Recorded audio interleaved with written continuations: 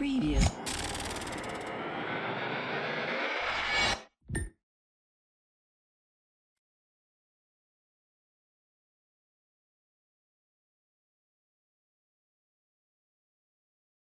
All right, welcome everyone to another night of paper discussion.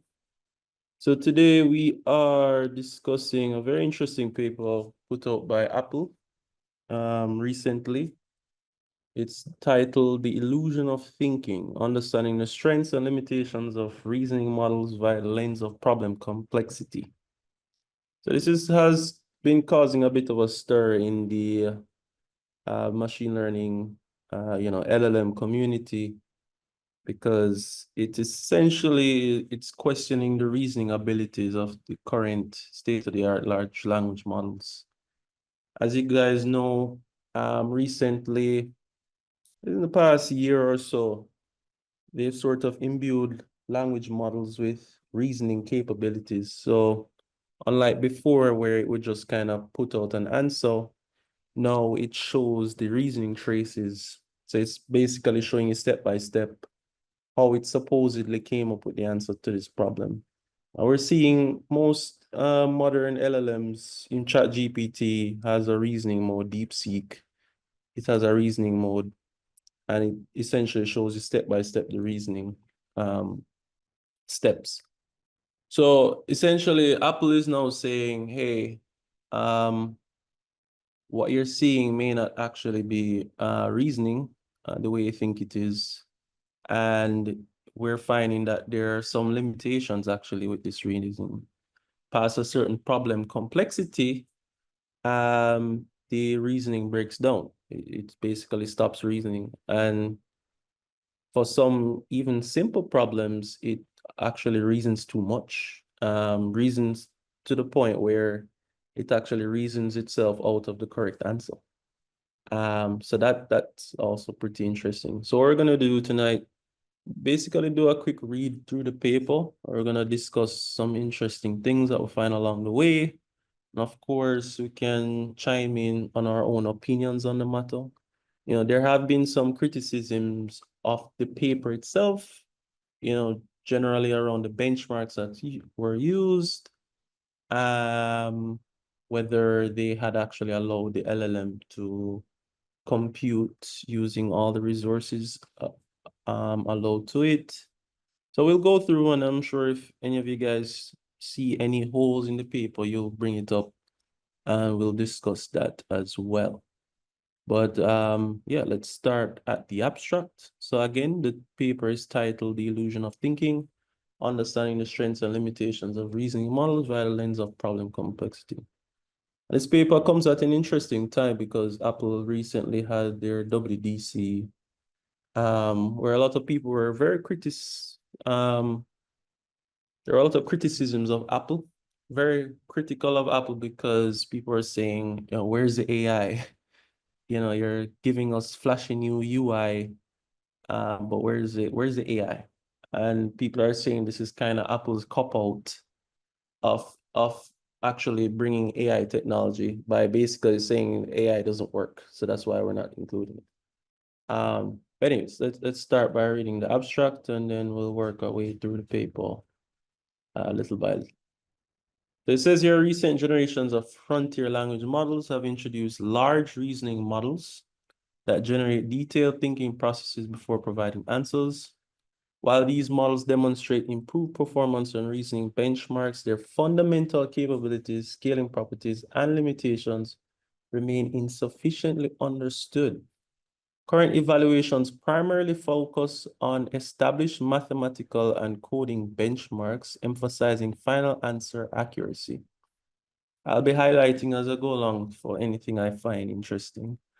However, this evaluation paradigm often suffers from data contamination and does not provide insights into the reasoning traces, structure, and quality. In this work, we systematically investigate these gaps with the help of controllable puzzle environments that allow precise manipulation of compositional complexity while maintaining consistent logical structures. This setup enables the analysis of not only final answers, but also the internal reasoning traces offering insights into how LRMs think. Through extensive experimentation across diverse puzzles, we show that frontier LRMs face a complete accuracy collapse beyond certain complexity. All right, that's one big finding they found. Moreover, they exhibit a counterintuitive scaling limit. Their reasoning effort increases with problem complexity up to a point, then declines despite having an adequate token budget. By comparing LRMs with their standard LLM counterparts under equivalent inference compute, we identify three performance regimes: low complexity tasks, where standard models surprisingly outperform LLMs. So that's interesting. Medium complexity tasks, where additional thinking in LRMs demonstrate advantage, which we had expected. High complexity tasks, where both models experience complete collapse. This is interesting. We found that LRMs have limitations in exact computations. They fail to use explicit algorithms and reason inconsistently across puzzles. We also investigate the reasoning traces in more depth, studying the patterns of expert solutions and analyzing the model's computational behavior, shedding light on their strengths, limitations, and ultimately raising crucial questions about their true reasoning capabilities. All right, so that was the abstract. So I mean, just from what we're going to go into the paper in more detail, but just by what we've read so far, does anybody have anything that maybe they want to chime in here? Or maybe they've seen something interesting in the abstract, or you've seen something interesting in the abstract that would definitely you don't want to, I guess, do a more deep dive in, just based on what we've read so far. Or if, I mean, there's nothing yet, that's fine. We can always move ahead. Yeah, well, for me, I think, well, a lot of the criticism I've been hearing about this paper is that, um, like they don't take the token budget into account properly. But from the abstract, they say that they do have the adequate token budget. So I think I really need to like dig a lot deeper into the paper itself and then the criticisms of it. Yeah.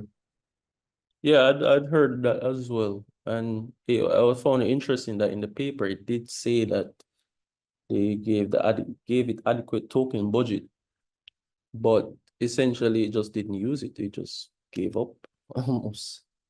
Okay. Anybody else, or that's it? All right. All right, we can move on. All right, so I'm gonna go through the intro. So large language models have recently evolved to include specialized variants explicitly designed for reasoning tasks, large reasoning models, such as O1, Claude. So I'll skim through that part because I'm guessing most of you guys would know most of these. So these models are new artifacts characterized by their thinking mechanisms, such as long chain of thought with self-reflection, and demonstrate promising results across various reasoning benchmarks. All right, their emergence suggests a potential paradigm shift in how LLM systems approach complex reasoning and problem-solving tasks, with some researchers proposing them as significant steps toward more general AI capabilities. We did see this recently, months ago. The conversation had moved away from pre-training, right? The conversation about adding more compute in the pre-training step to now the computation being in an inference step. All right. So essentially that reasoning step, instead of scaling the compute in the pre-training, right? So basically more parameters and stuff like that. It's now, okay, let's scale the compute in the inference or in that reasoning or that thinking phase. So it's saying despite these claims, the fundamental benefits and limitations of LLMs remains insufficiently understood. So the question is, are these models capable of generalizable reasoning, or are they leveraging different forms of pattern matching? So that's a good question. How does their performance scale with reasoning, increasing problem complexity? How do they compare to their non-thinking standard LLM counterparts when provided with the same inference token compute? Most importantly, what are the inherent limitations of current reasoning approaches? And what improvements might be necessary? So they say here that we believe the lack of systematic analysis, and they've brought this up several times, investigating these questions due to limitations in current evaluation paradigms. Existing evaluations predominantly focus on established mathematical and coding benchmarks, which, while valuable, often suffer from data contamination issues. So this is very interesting. They didn't really go into too much detail as to what they meant by this. I don't know if any of you maybe have a clue as to what they mean by that. And do not allow for controlled experimental conditions across different settings. I'm wondering if that means there's like a high likelihood that the stuff that they're testing on for the benchmark probably was in the training set. So like a lot of the coding examples and so a lot of the coding benchmarks, which I've suspected for a while, that as a lot of these models get more exposed to a lot the questions in these benchmarks, essentially they obviously get better at them. So that may be what they're speaking about there in terms of data contamination. And Yeah, it says, yeah, that was gonna say that, yeah, I agree with that to an extent because it could be that the mm, test data sets um somehow get into the model's training exactly. data set, and then the models themselves don't reason or think as they're supposed to, in my opinion. Right. And it says here, and it does not allow for control experimental conditions across different settings and complexities. Moreover, these evaluations do not provide insights into the structure. So this is pretty, because a lot of the evaluations they're just testing the final answer. Does it get the final answer? But importantly, does it really, if you're really testing reasoning, you really want to look at the reasoning traces. Like, do they actually make sense? So they do not provide insights into the structure and quality of reasoning traces. And I've actually found, like, even when I've used DeepSeek, when they just came out with their reasoning model, like if you actually sat down and like read through the the thinking steps or whatever, you'll find even for some like simple question, you ask it a simple question, you'll see it like overthink. Like you'll see like get the answer and then it was like it starts going some different paths and you're like, all right, you already got the answer. Like, why are you you doing it? Like I've seen this several times where like if you're actually supposed to read through the reasoning, like it doesn't make any sense. Like you'll see them get the right answer and then say, no, maybe that's not the right answer. And then they come back to it and then like, yeah. I don't know if any of you guys have ever noticed that, like when you actually, I think they've actually gotten a bit better, but I don't know if you guys have ever noticed that when actually reading through the reasoning, when they're like the thinking stuff. Yes, I do see that from time to time. Sometimes I wonder Mm-hmm. if it's because they have increased the compute time for them to like get Right. more performance. So it's not that it's over reasoning per se, it's just that it now have more compute time, so it's just doing it for a longer time. I Mm-hmm. don't even know. Yeah. So like giving it more inference time budget, it's almost like it's trying to use it up as much as Right, possible. yes, But that, didn't really yes, need it yes, in a yes. sense. Yeah. That's a pretty interesting observation or inference, I should say. So it says here in this study, we probe the reasoning mechanisms. All right. They adopt controllable puzzle environments by adjusting puzzle elements while preserving the core logic. They avoid contamination common in established benchmarks. So I guess they're saying that the puzzles they're using aren't in any benchmarks and require only the explicitly provided. Or is someone asking something? Oh. Require only explicitly provided rules emphasizing algorithmic reasoning and support rigorous simulator-based evaluation enabling precise solution checks and detailed failure analysis. So our empirical investigation reveals several key findings about current large reasoning models. First, despite their sophisticated self-reflection mechanisms learned through reinforcement learning, these models fail to develop generalizable problem-solving capabilities for planning tasks with performance collapsing to zero beyond a certain complexity threshold. So that's a big statement. Second, our comparison between LRMs and standard LLMs on the equivalent inference compute reveals three distinct reasoning regimes.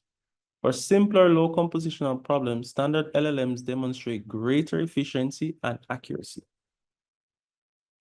So this is pretty interesting. I think I've seen this as well. Like if I'm asking a simple question, I'm gonna turn off the reasoning thing because it over reasons. As problem complexity moderately increases, thinking models gain an advantage. However, when problems reach high complexity with longer compositional depth, both model types experience complete performance collapse. Notably, near this collapse point, LRMs begin reducing, this is interesting, begin reducing their reasoning effort measured by inference time token as problem complexity increases, despite operating well below generation length limits. Interesting. So it's basically saying that you'd expect that it would actually use up more inference time tokens the more the problem complex. And there's a graph where they actually highlight that where past a certain point, it actually stops. Where is it? Yeah. Past a certain problem complexity, it actually, not accuracy, where is it? Yeah, I think this is, yeah, past a certain, it literally just stops. But we'll get to these graphs.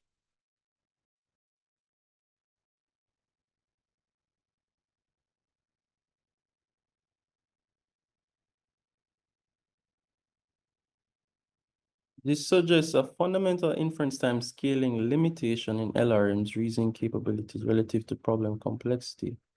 Finally, our analysis of intermediate reasoning traces or thoughts reveal complexity-dependent patterns. In simpler problems, reasoning models often identify correct solutions early. Yep, I've seen this.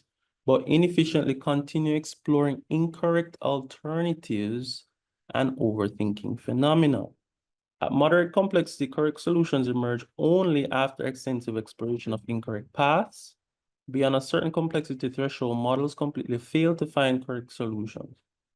I guess the real question is, based on what we're seeing here, the thinking does not seem to, or the reasoning doesn't seem to be generalizable. So it works okay in specific contexts, but in certain contexts, not so well.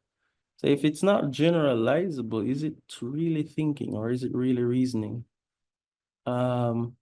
My opinion, I wouldn't say so. It's sort of simulating it, but that's just my opinion right now.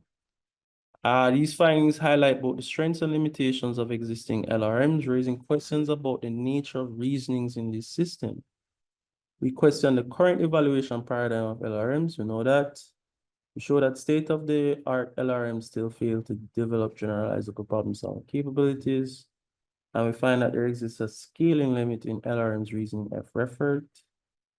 Okay, so let's get to, I think we can skip past the lit review. This is really just going to how we got to reasoning models, talking about chain of thought,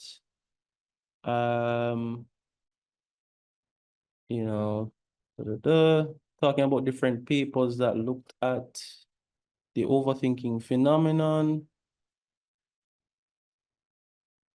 So it's saying here, Yu et al. Question whether reinforcement learning truly elicits novel reasoning patterns and show paths at K of reasoning versus non-reasoning models converge to the same point.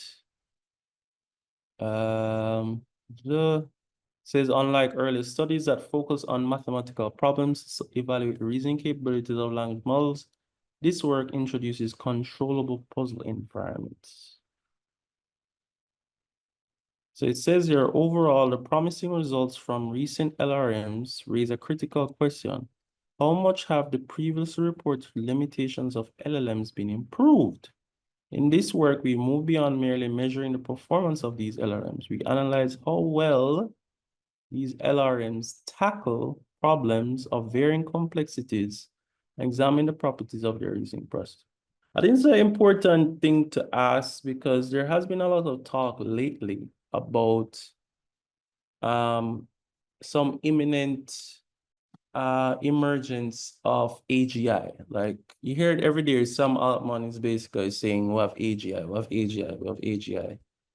You know, and to be honest, I think this paper is highlighting that we probably aren't any much closer to it.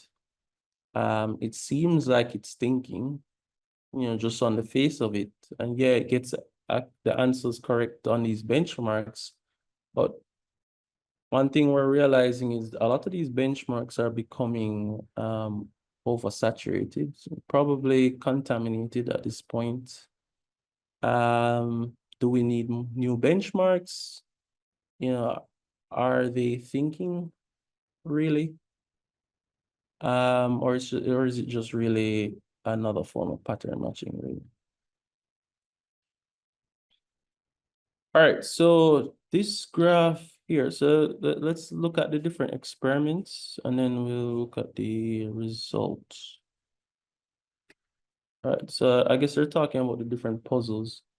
So it's saying here, currently it is not clear whether the performance enhancements observed in recent RL-based thinking models are attributable to increased exposure, to established mathematical benchmark data, to the significantly greater inference compute allocated to thinking tokens, or to reasoning capabilities developed by RL-based training. Recent studies have explored this question with established math benchmarks by comparing the upper bound capabilities of RL-based thinking models with their non-thinking standard LLM counterparts. They have shown that under equivalent inference token budgets, non-thinking LLMs can eventually reach performance comparable to thinking models. That's interesting. We also concluded our comparative analysis of frontier LLMs like Claude 3.7, DeepSeek R1 versus R3. Our results confirm that on the Math 500 dataset, the past key performance of thinking models is comparable to their non-thinking counterparts when provided with the same inference token budget. However, we observe that this performance gap widens on the AIM-24 benchmark and widens further on AIM-25. This widening gap presents an interpretive challenge. It could be attributed to either, one, increasing complexity requiring more sophisticated reasoning processes, thus revealing genuine advantages of the thinking models, or reduced data contamination in newer benchmarks. So basically, they're saying that for these particular benchmarks, AIM-24 and 25, they're seeing the inference scaling laws play out, meaning the reasoning models seem to perform better, right? But they're saying it might just be the fact that these benchmarks are less contaminated. Interestingly, human performance on AIM-25 was actually higher than on AIM-24, suggesting that AIM-25 might be less complex. Yet models perform worse on AIM-25 than AIM-24, potentially suggesting data contamination. So they're saying basically the fact that humans perform better on AIM-25 than AIM-24, yet the models perform worse, means that it's probably data contamination. So they're using that as the justification for why it might be data contamination. So basically they're saying, all right, based on this, we're not going to use the standard benchmarks at the AIM-25 or the Math 500. We're going to basically create our own benchmarks. So we're just going to basically use some puzzle environments. I'm sure some of you are familiar with the Tower of Hanoi. You've probably seen those videos with the apes putting the tower together. Anyway, so illustration of the four puzzle environments. Columns show the progression from initial state through intermediate step to target state. Turf, Hanoi, checkers, jumping, river crossing, and block swirl. So these are the four puzzles, and they're going to explain it down here now. So Tower of Hanoi is a puzzle featuring 3 pegs and end discs of different sizes stacked on the first peg in size order. The goal is to transfer all discs from the first peg to the third peg. Valid moves include moving only one disc at a time, taking only the top disc from a peg, and never placing a larger disc on top of a smaller one. The difficulty in this task can be controlled by the number of initial discs as a minimum number of required moves with any initial disc will be 2n to the minus 1. However, in this work, we do not grade for optimality of final solution and only measuring the correctness of each move and reaching the target state. Checker jumping, one-dimensional puzzle arranging red checkers, blue checkers, and a single empty space in a line. The objective is to swap the position of all red and blue checkers, effectively mirroring the initial configuration. Valid moves include sliding a checker into an adjacent empty space or jumping over exactly one checker of the opposite color to land in an empty space. No checker can move backward in the puzzle process. The complexity of this task can be controlled by the number of checkers. All right. River crossing is a constraint satisfaction planning puzzle involving n actors and their corresponding n agents who must cross a river using a boat. The goal is to transport all 2n individuals from the left bank to the right bank. The boat can carry at most k individuals and cannot travel empty. Invalid situations arise when an actor is in the presence of another agent without their own agent present. Okay. As each agent must protect their client from competing agents. Okay. The complexity of this task can also be controlled by the number of actor-agent pairs present.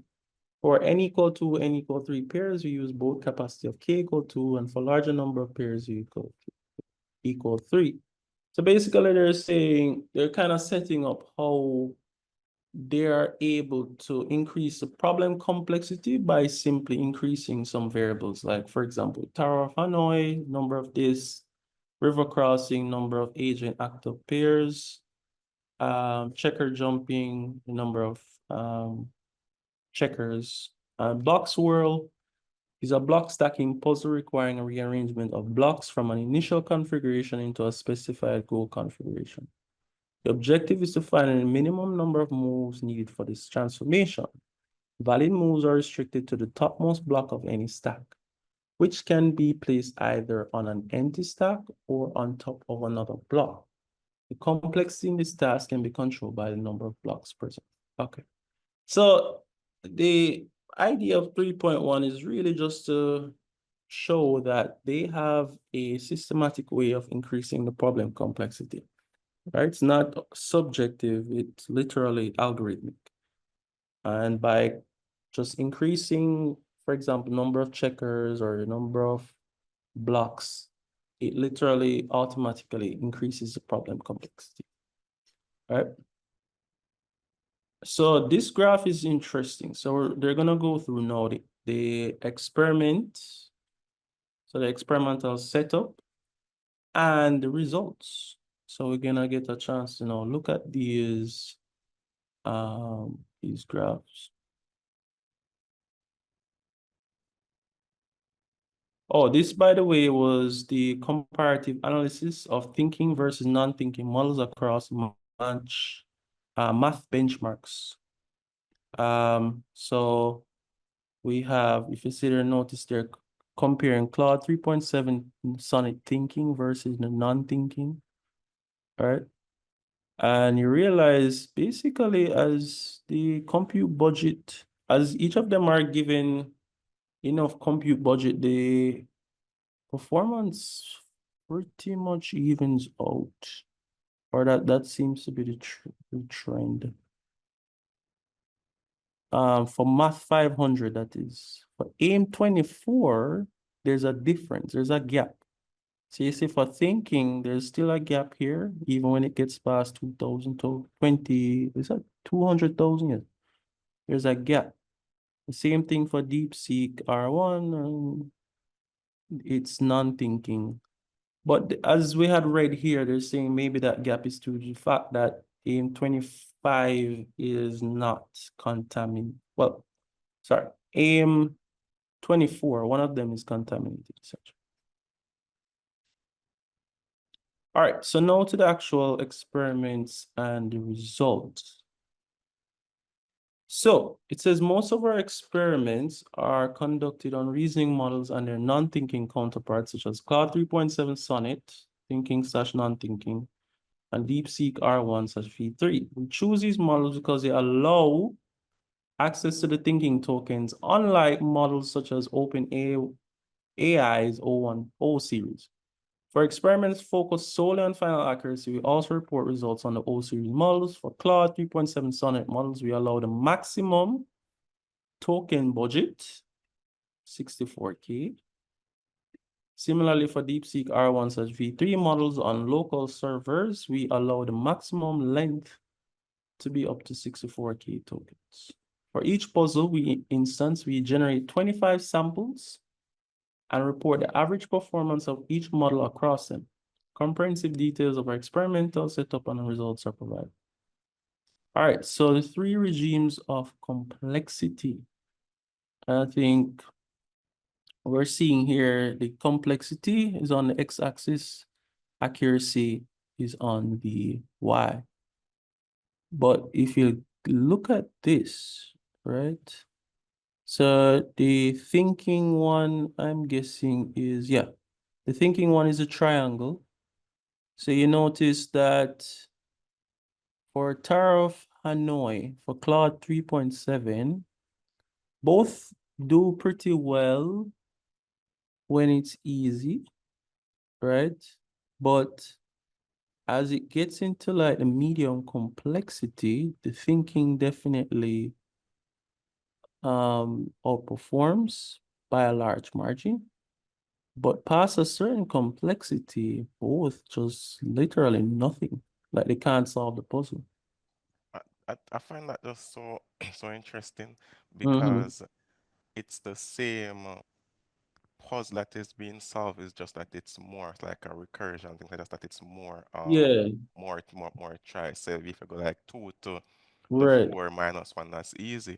But when it reach to like 2 to the 12, Exactly. it starts. But it's the same thing. It's just that it's more disk now to stack. So Right. there are more tries. There are more tries to do it. And I think earlier on it was saying something about the paper was saying it's not about trying to find the most efficient way, Efficient, right.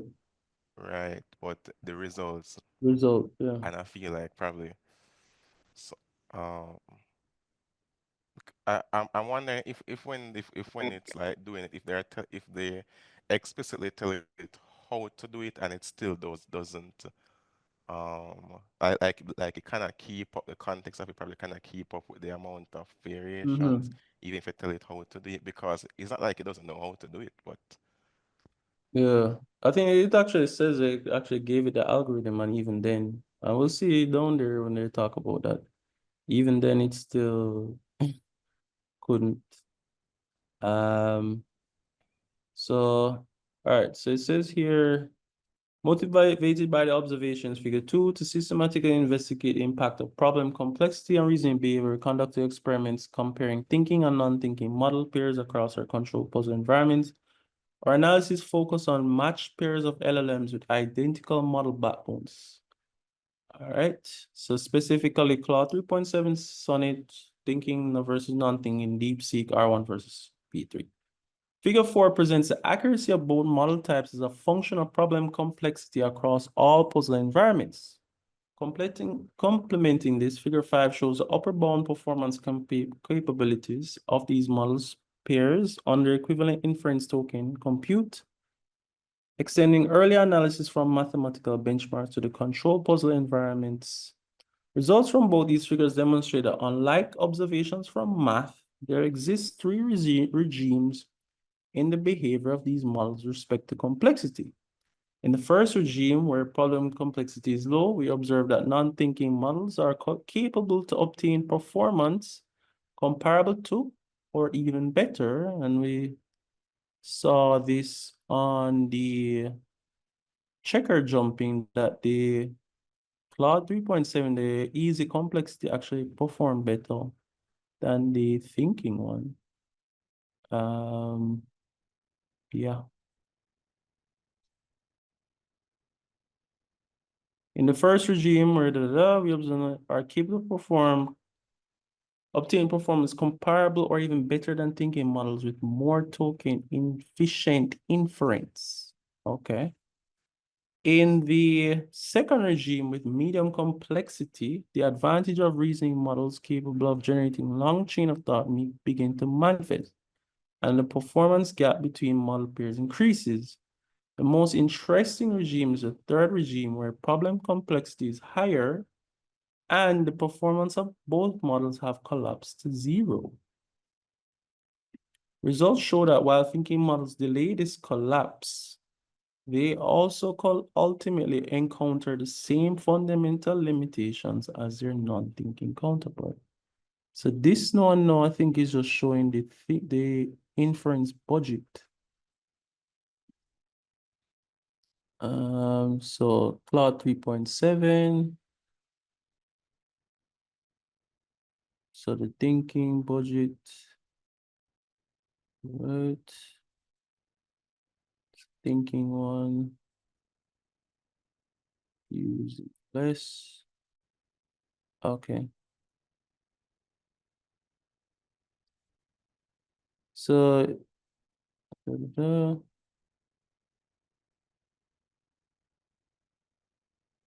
okay. So this was actually using less tokens for this one and actually getting a higher accuracy, less compute budget. And for the hard complexity, that's in red. Yeah, no accuracy, none. So how you Increasing the interpret the compute budget.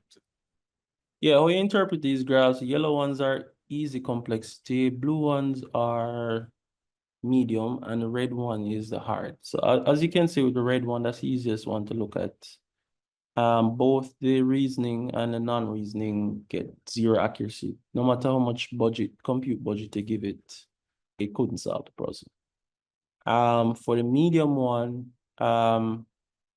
the accuracy increased for the thinking as the number of compute budget increased. All right, so as you can see, so same for the non-thinking as well, but in less so, right?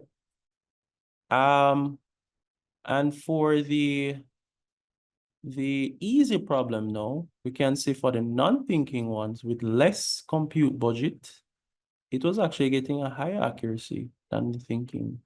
So it was able to solve get 100% here with way less budget than the thinking one. Yeah, so that's pretty interesting. Yes, yeah. Yeah. Same thing with DeepSeek. It could use less budget. So it took the thinking one needed more budget tokens to get to the same level of accuracy, basically. While the non-thinking one this is for the easy problems. Yeah.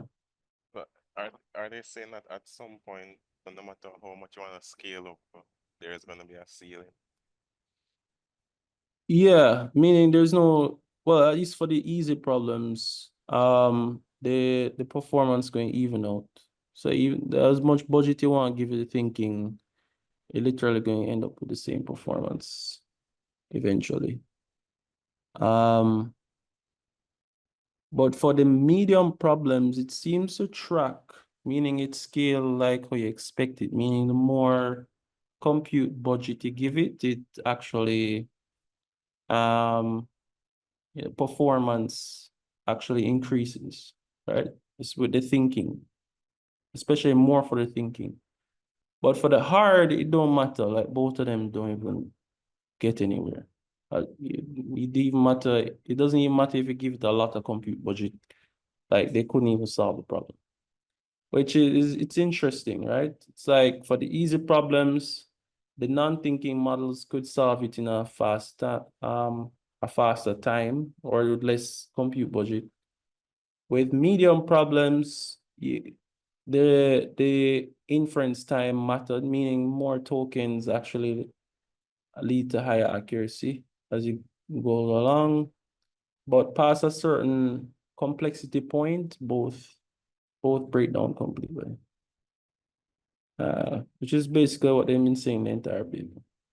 So it's saying we next examine how different specialized reasoning models equipped with thinking tokens respond to increasing problem complexity. Our experiments evaluate 5 state-of-the-art thinking models. So O3 Mini, DeepSeek R1, DeepSeek R1 Qwen32B, and Claude 3.7 Sonnet. Figure 6 demonstrates these models' performance in terms of accuracy and thinking token usage across varying complexity levels. Results show that all reasoning models exhibit a similar pattern with respect to complexity.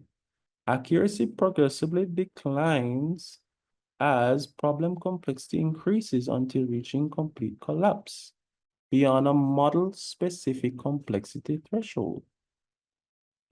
Analysis of inference thinking token compute also reveals an intriguing pattern in thinking token allocation learned by these models.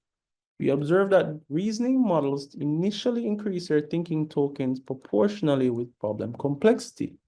However, upon approaching a critical threshold, which closely corresponds to their accuracy collapse point, models counterintuitively begin to reduce their reasoning effort despite increasing problem difficulty. This phenomenon is most pronounced in O3 mini variants and less severe in the Claude 3.7 Sonnet. Notably, despite operating well below their generation length limits with ample inference budget available, these models fail to take advantage of additional inference compute during the thinking phase as problems become more complex.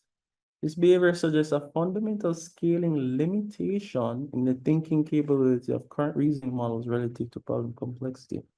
So it's basically saying like past a certain point, brain just shut off. It doesn't even try. So this graph is basically showing that. So you notice like past a certain problem complexity, it literally it just it goes away. Like poof. So the blue one is DeepSeek R1. It happens less so for Claude 3.7 Sonnet. O3 Mini, right? And O3 Mini, yeah. Green one is behind Claude 3.7 Sonnet and DeepSeek R1. Interesting. Meaning it literally shuts off its brain after earlier in terms of problem complexity. And yeah, the same for basically most of the problems. All right. So this one now, O3 mini shuts off later. Oh, you have O3 mini high and O3 mini medium. Okay. But look at this though.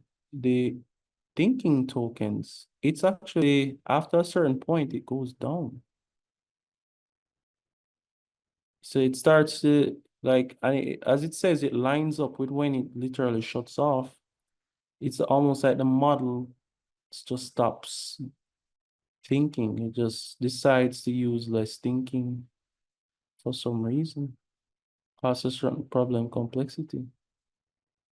You know, for all of them, it happens less so for Claude, right? But for even O3, the drop is quite precipitous, right? Woof. That's interesting. So it's almost like past a certain point, the model will stop thinking. To gain deeper insights into the thinking process of reasoning models, we conducted a fine-grained analysis of the reasoning traces. As shown in figure 1, our setup with puzzle environments allows us to look beyond final answer and obtain more detailed insight into the reasoning traces, quote-unquote thoughts, produced by these models. We extract and analyze the intermediate solutions explored within the thoughts of a model with the help of puzzle simulators. Our investigation examines the patterns and characteristics of these intermediate solutions, their correctness relative to their sequential position in the reasoning process, and how these patterns evolve with increasing problem complexity. For this analysis, we focus on the reasoning traces generated by Claude 3.7 Sonnet thinking across our puzzle suite. For each intermediate solution identified within the trace is recorded. 1, its relative position within the reasoning trace. 2, its correctness as validated by our puzzle simulators. And 3, the complexity of the corresponding problem. Figure 7a demonstrates the relation between the position of intermediate solutions within thoughts, their correctness, and problem complexity across all puzzle environments. Our analysis from reasoning traces also further validates 3 regimes of complexity discussed above. For simpler problems, reasoning models often find the correct solution early in their thinking, but then continue exploring incorrect solutions. Note the distribution of incorrect solutions. Red is shifted more upward towards end of thinking compared to correct solutions, green. Okay, interesting. Position in thinking.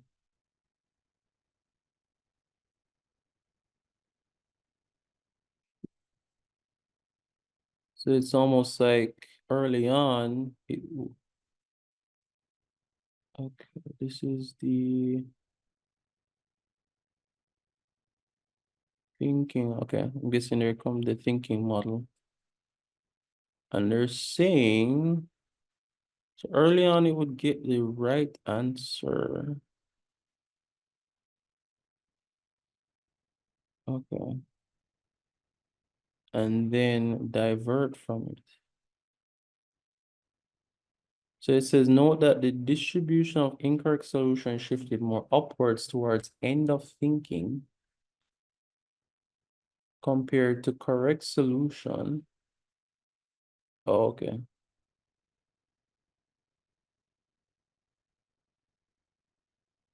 This graph is a bit hard to read.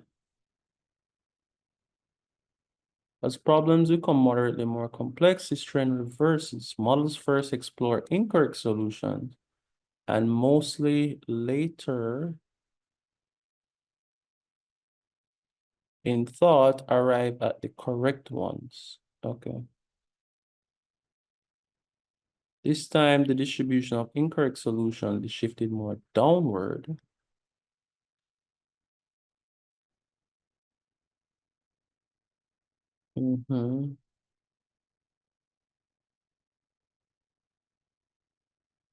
Compared to the correct ones. Finally, for the problems with higher complexity, collapse emerges. So past a certain point, it's just all incorrect solutions.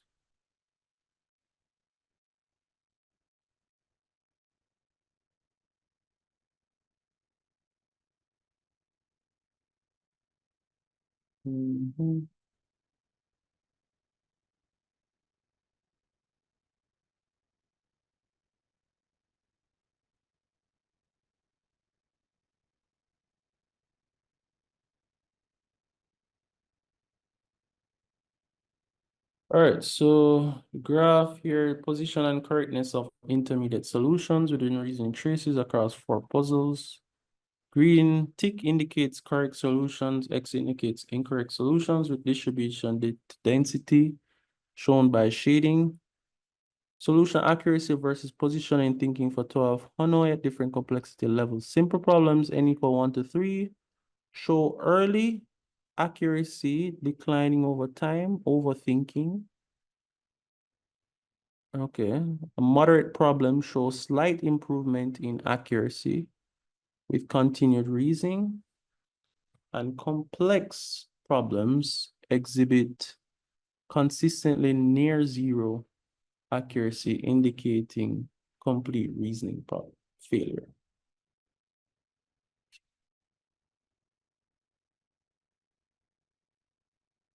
So the model fails to generate any correct solutions within the thought. Figure 7b presents a complementary analysis of solution accuracy within sequential segments of the thoughts in the tower of unknown environment. It can be observed that for simpler problems, smaller n solution accuracy tends to decrease or oscillate as thinking progresses, providing further evidence of the overthinking phenomenon.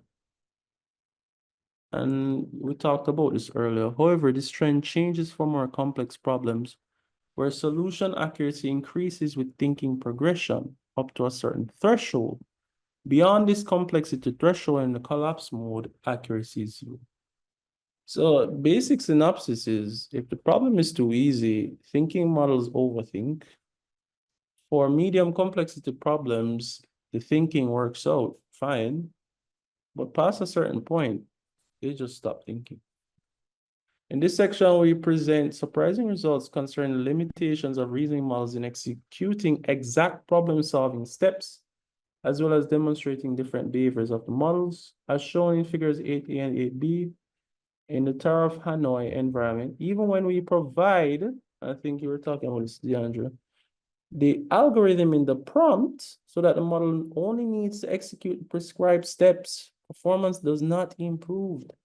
And the observed collapse still occurs at roughly the same point. This is noteworthy because finding and devising a solution should require substantially more computation, example for search and verification, than merely executing a given algorithm. This further highlights the limitations of reasoning models in verification and in following logical steps to solve a problem, suggesting that further research is needed to understand the symbolic manipulation capabilities of such models.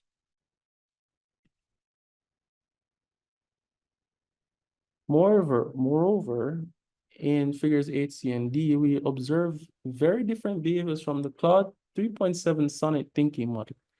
In the Tower of Hanoi environment, the model's first error in the proposed solution often occurs much later, around move 100, for n equal 10, compared to the river crossing environment where the model can only produce a valid solution until move 4. Note that this model also achieves near perfect accuracy when solving the Tower of Hanoi with n equal 5, which requires 31 moves, while it fails to solve the river crossing puzzle when n equal 3, which has a solution of 11 moves. This likely suggests that examples of river crossing with n greater than 2 are scarce on the web, meaning LRMs may not have frequently encountered or memorized such instances during training. And this comes back to what I was probably suspecting, right? A lot of these quote unquote thinking models, or what you think as smart models, may just really be pattern matching from what was already in their training set. That's so funny. That is funny. Yeah, it is interesting. Because I've noticed situations like online where people would say, oh, well, you can't solve this problem. And then after a while, you hear, well, you can solve it now. Well, yeah, probably because you include it in the data set. Of course, you can solve it now. Doesn't mean that it was it's smarter. Just means it's in the data set now. But anyways, let's finish off with the conclusion. It says we systematically examine frontier large reasoning models through the lens of problem complexity using controllable puzzle environments.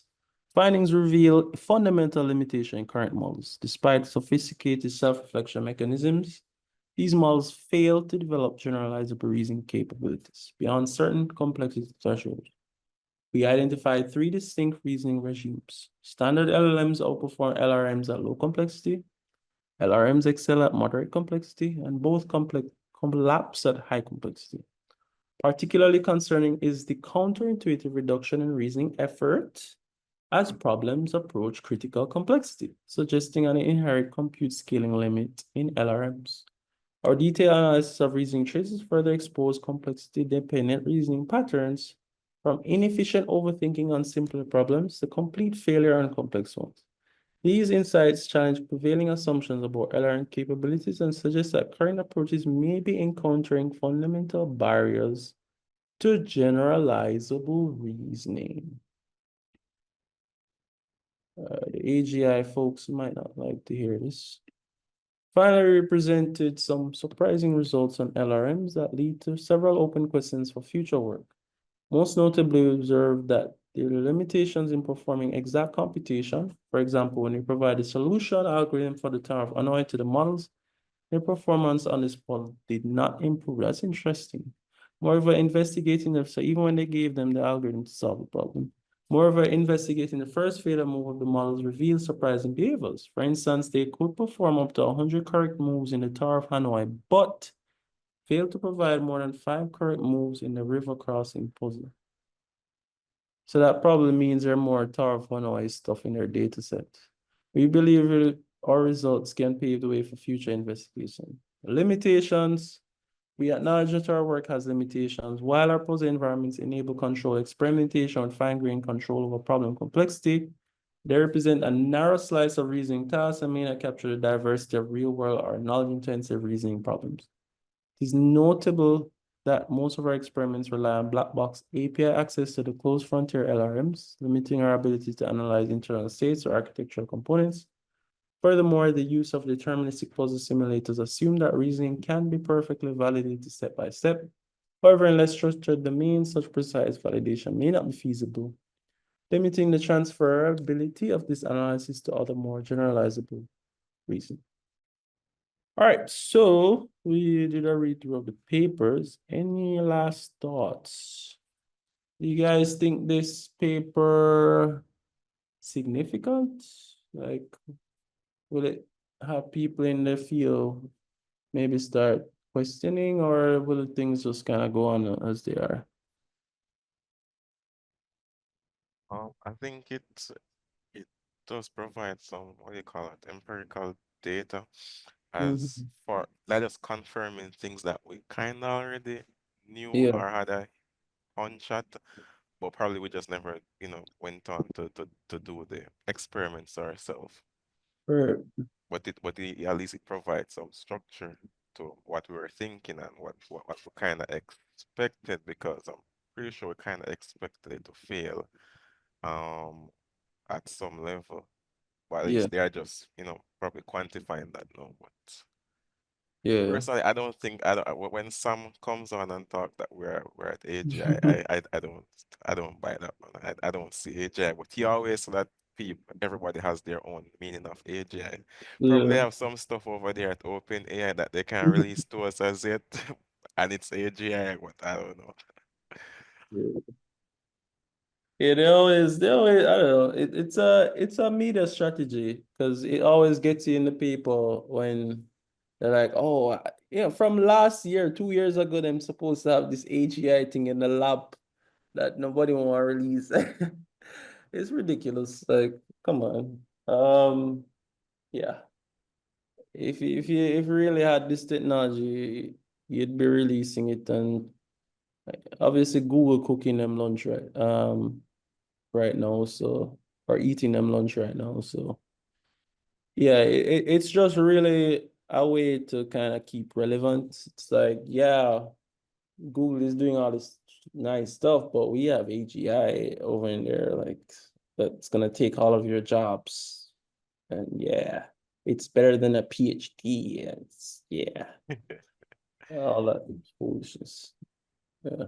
Also, because I also saw like, people saying that, oh, well, we know Apple is behind on AI, but in my Yeah. opinion, Apple has never really like tried to be Hmm. first on a thing. They always try to be That's true. The best the best at something, so that they don't mind lagging behind and continue being a hardware company per se, you know.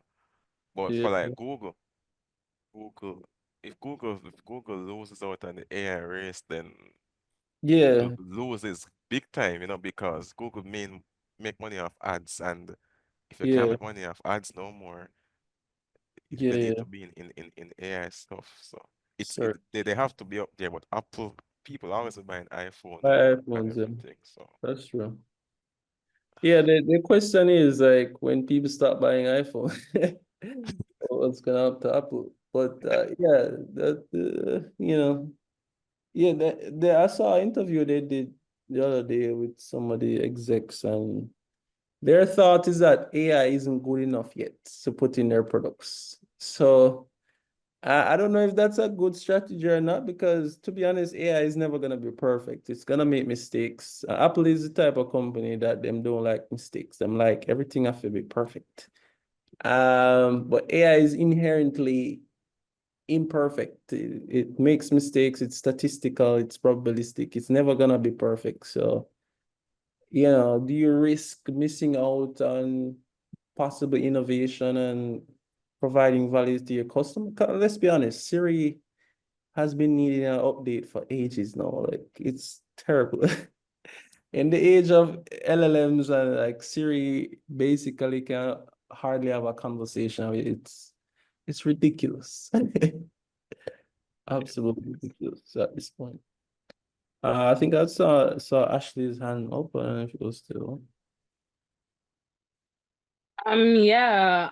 Uh, firstly, there was a response paper done, I think by Google on the same topic. Mm-hmm. I haven't been able to go through it. I just wanted to know if you've read it, if you think it adds any significant criticisms to this. A- And I was gonna say, whoever was talking before, Altman is always selling himself and selling like AGI as a thing. And I think it's really more like a fear and drive money tactic, but I don't think Mm-hmm. it's actually he'll ever be to the level he says it's at. It's just a matter of all the CEOs tend to be a lot more future, they believe that the world will definitely be driven 90% by AI because that's the world that they're trying to build. But I think in reality, the tactical effects of it may be different. And Yeah. we'll see how that plays out. I in going through this paper and listening to a lot of it, I do note that they mention a lot of the limitations that they experience in solving the problems.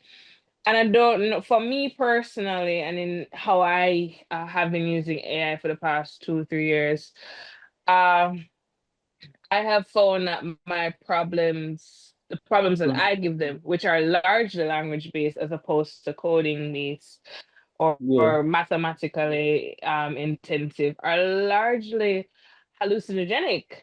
And Mm-hmm. even with the, even I'll say this week I ran like maybe 8 different deep research projects, and even with a significant amount of data, even with the AI being trained off my work for maybe 2 or 3 years, it's still unable to Mm-hmm. reason the way that I would reason. Right. So it begs the question, and the first thing I looked at when we were analyzing all of these papers is, what is thinking? Yeah. And even though they said that once the AI receives the information, it starts pattern recognition as opposed to problem solving, could that be thought of as thinking?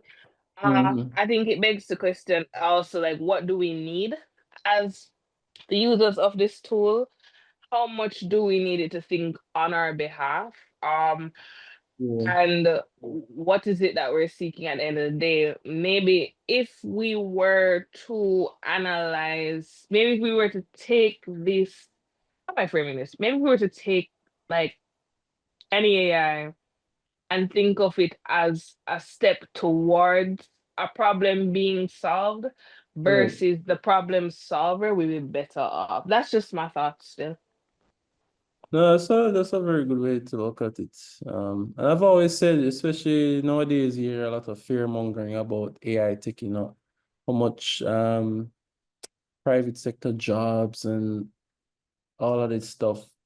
For one, I think a lot of that reporting is inaccurate or misplaced in terms of the blame. For one, I think a lot of in terms of, companies maybe hiring less, probably more due to the economy rather than, and just tech companies in general trying to be a lot more efficient. I mean, for years, they have literally just been hiring people for hiring's sake. Let's be honest, just to keep them out of competition's hands. So it was bound to happen, this bubble of just hiring, for no reason. Yeah, the COVID era. Yeah, it was bound to happen. AI or no AI.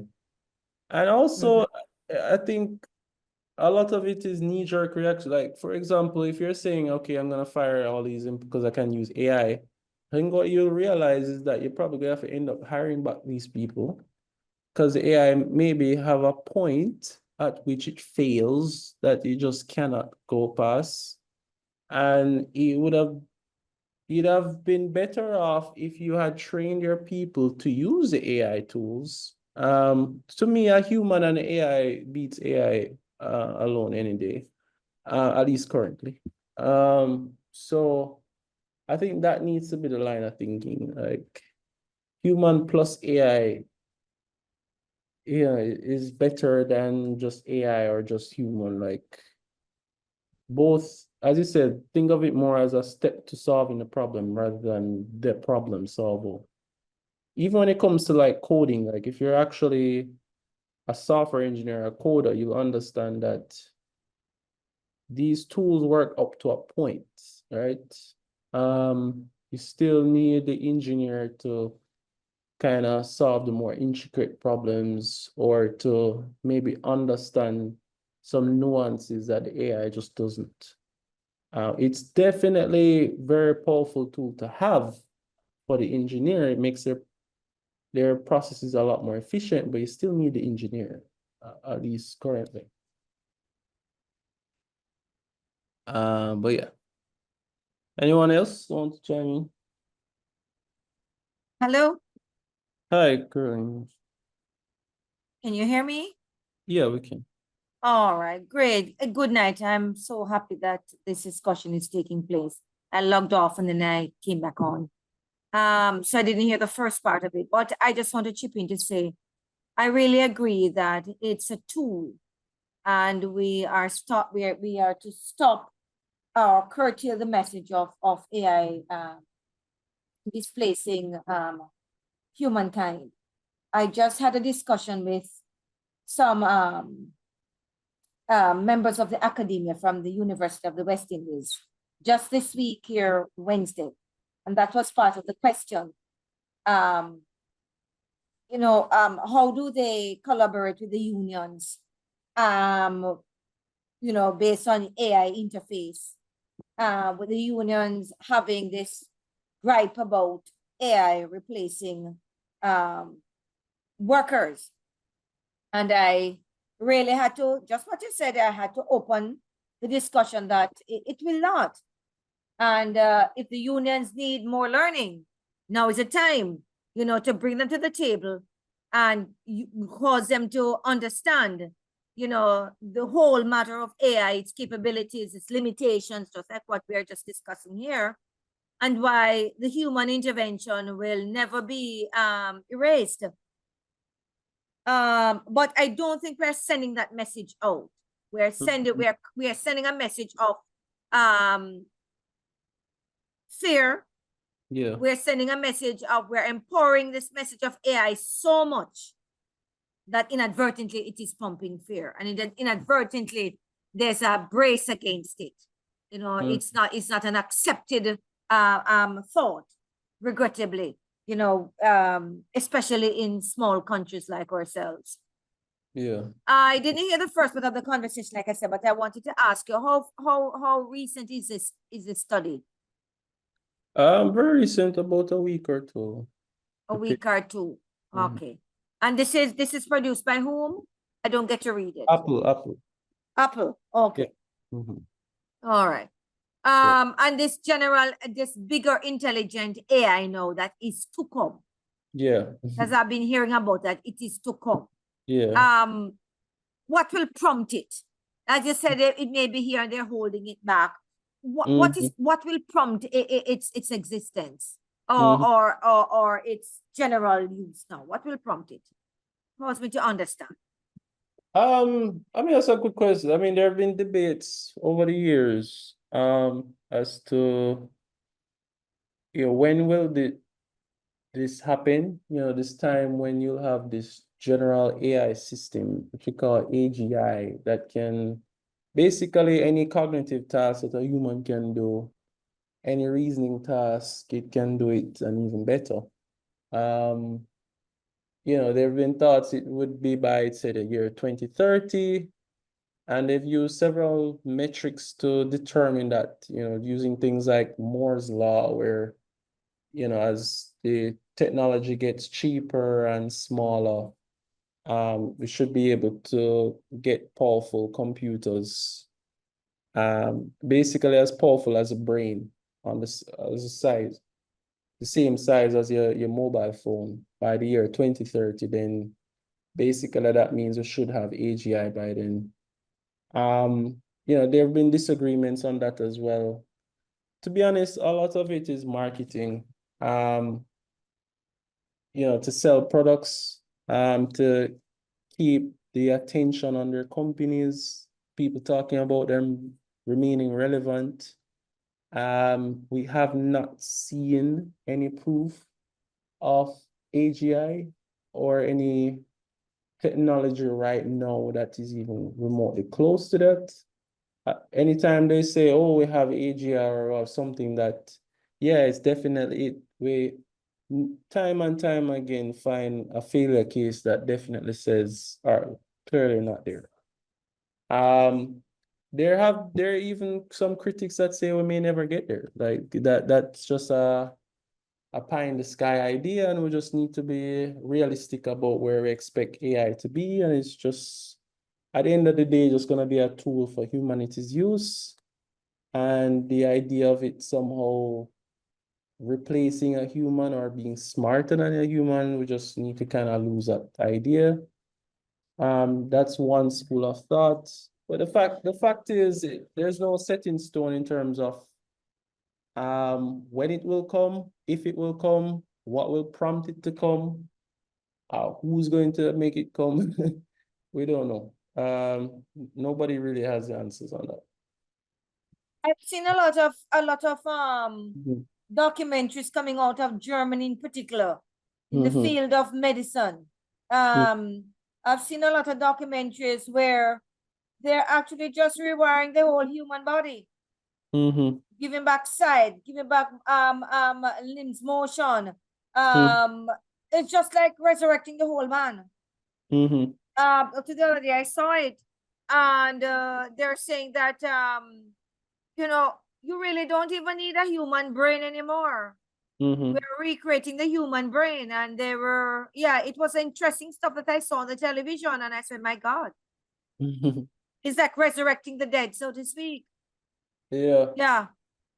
And they said the more so what they're saying, that they have harnessed the human brain so much that AI can operate as your brain, and all those who are disabled, have all sorts of deficiencies, their brain can quote unquote be replaced and all the functionalities returned.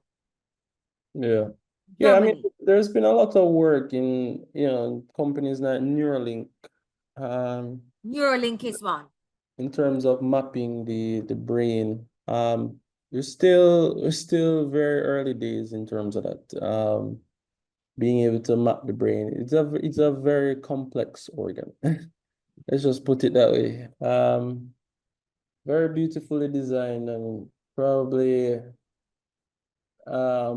impossible to exactly replicate. But we're learning things about it every day. And people are saying AI may not need to think like us to to think or to achieve what it needs to achieve. And that's fine. You know, a bird doesn't necessarily, a fish doesn't necessarily operate like us, but a fish does what a fish does, or a bird does what a bird does. We can't fly, we don't have wings. We can't breathe underwater. Well, a fish can.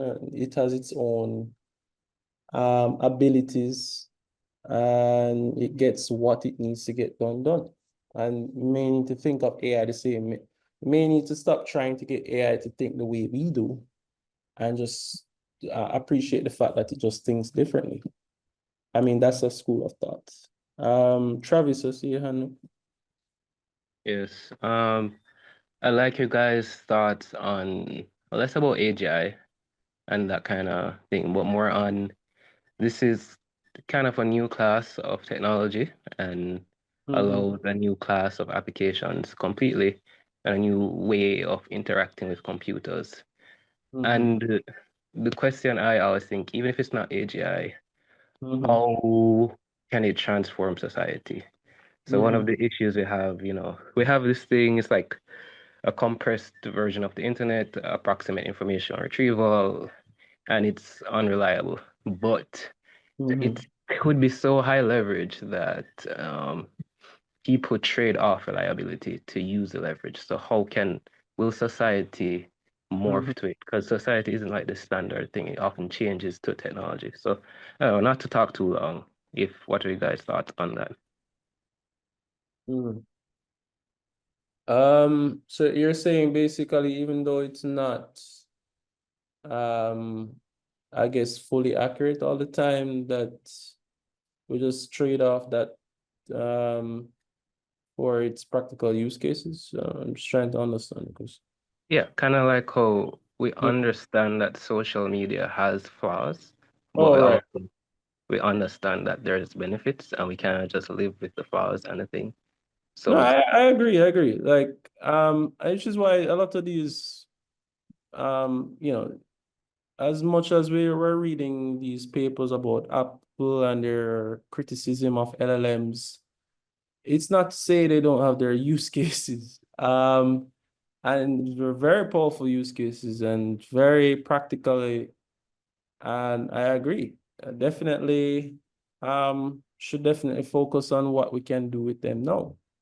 I think the key is just to understand at the end of the day that they're not perfect. They do have limitations, and they do have good uses, but it's not the be all end all technology. It has its limitations, and we just need to be aware of that.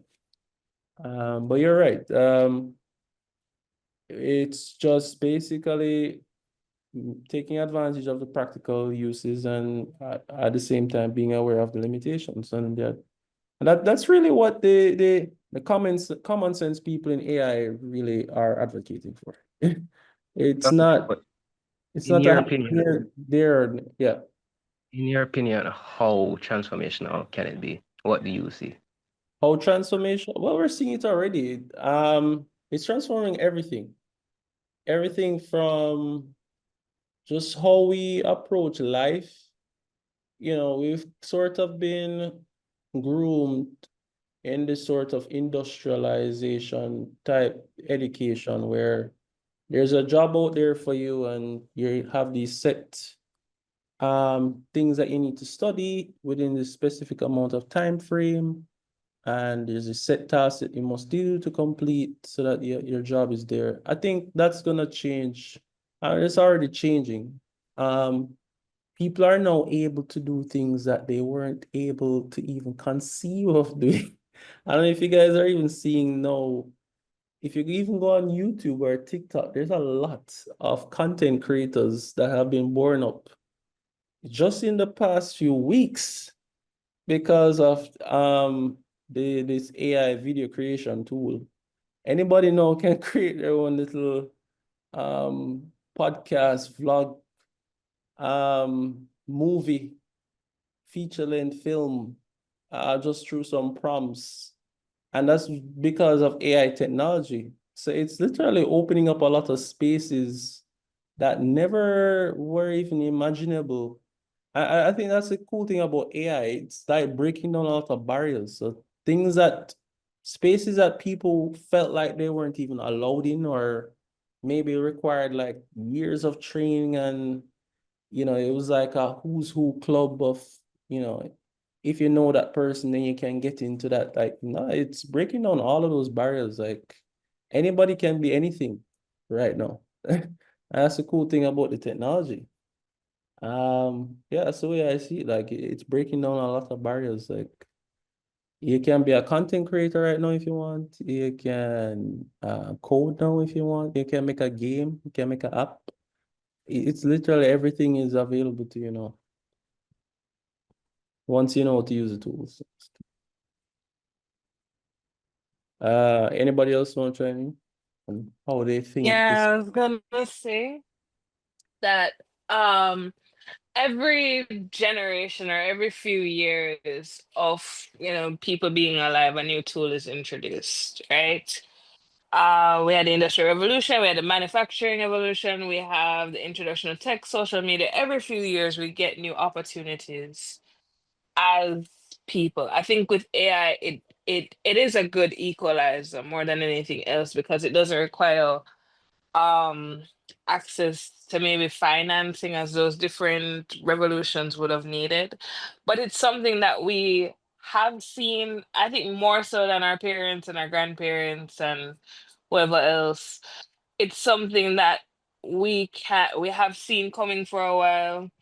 We have access to and we can implement as we need. I think, however, unfortunately, this is again my bias. As opportunities present themselves, so do unfortunate risks.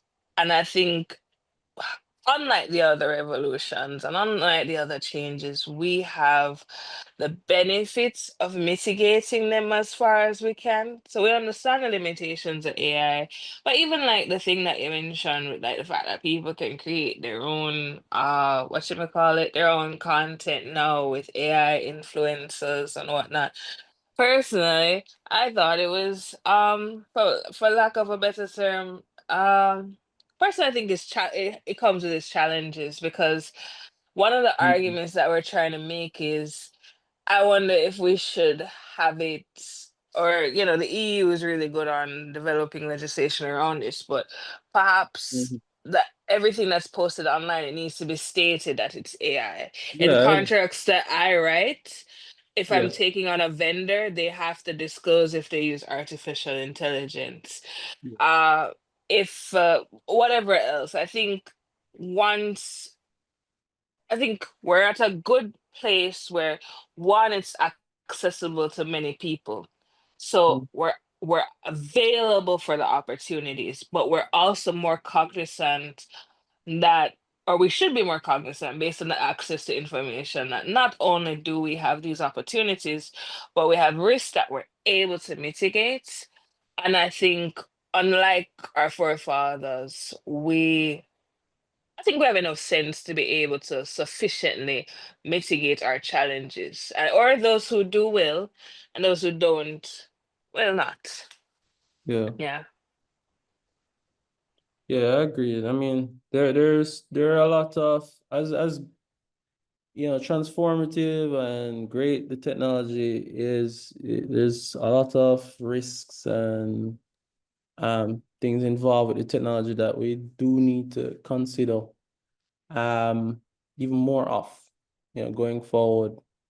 What are the potential misuses? How does bias come into play? What are the ethical implications? Even with the content creation, a lot of the content looks like content that already exists. Are the right people getting what's the copyright laws around that? Like if something that AI creates looks exactly like something I did, like shouldn't I be getting some you know, some I tell sort you what's of funny. Sorry, not to cut you, but like, I can say this, right? I'm gonna say this, and if it's wrong, you can tell me after. But like a year ago, one of the world's most popular streaming sites started collecting images of their content creators' body parts for Yeah. some reason, just just requesting that the most popular ones send them images of their body parts, and to mitigate if AI comes along, that they're able to match and understand if they use their intellectual property or not.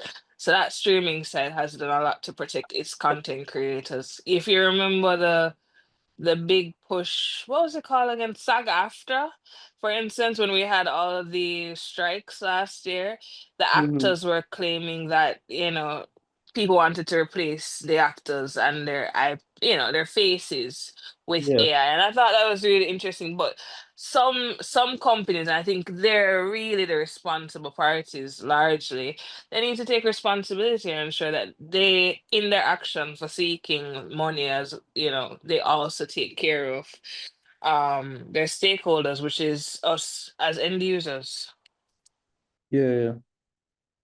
Yeah, and they're trying to do certain things, like guardrails, like for example, using VA, you're not supposed to be able to use famous people, or you can't produce certain content. But I mean, as the technology becomes more accessible, open source, you can't really stop it. And again, companies bear some responsibility. I mean, they have their own motives and incentives, and they have their legal teams that will blow apart any lawsuits that comes at them. But again, the people that get hurt at the end of the day are the creators, the actual people that put in the work and the time to create the content, and it's just, possibly just being used by other people without some sort of attribution, at least. And they have several lawsuits going up about this right now, actually. Yeah. All right. If there are no further thoughts, I think we're pretty much over time. We'll probably call it an end here. It's a very good discussion. Yeah, love that you guys came on. Got some very good points from everybody. So thank you again, everybody, for coming out. Discussions like this are very important. I mean, not just for us, but I think for the country on a whole. And we plan to have much larger scale form of discussions like this. I'm glad that you guys are taking part in these discussions. It as little as it may seem, it's actually has a big impact because people actually watch these videos. Believe it or not. Yes, Caroline. I think you had your hand raised, Caroline. Not sure if you're talking. Not hearing Caroline. But yeah, thanks guys for coming out, and we'll see each other at some other point. All right, guys. Yeah, bye. Hi, thanks, Matthew. All right, bye guys.